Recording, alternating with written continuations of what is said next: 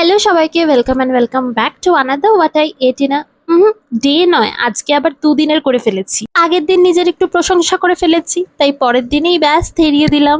2টা দিন এত বোরিং খেয়েছি যে একসাথে মার্চ করে একটাই ভিডিও বানিয়ে দিয়েছি।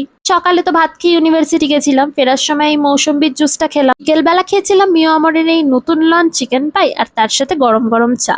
একই ছোট ভিডিও, তারপরে আবার রাতে খাওয়া সেদ্ধ ভাতের ভিডিও তুলতেও ভুলে গেছি। কি দেখো, The next day. আজকে তো ইউনিভার্সিটি আমার পিছা ছেড়েছে, তাও ব্রাঞ্চ দিয়েই সেই খাওয়ার শুরু। ভাত, শুক্তো, মাছের কালিয়া। তার কিছু বাদে তো খেয়ে নিয়েছিলাম ফল, আর তার সাথে খেয়েছিলাম এই সিজনের প্রথম আম। সন্ধেবেলায় তো চলে গেছি গরম গরম চা করতে। এটা ছাড়া তো আমার একেবারেই সন্ধে শুরু হয় না। তার সাথে খেয়ে নিয়েছিলাম এই সুন্দর চকলেট কেকটা।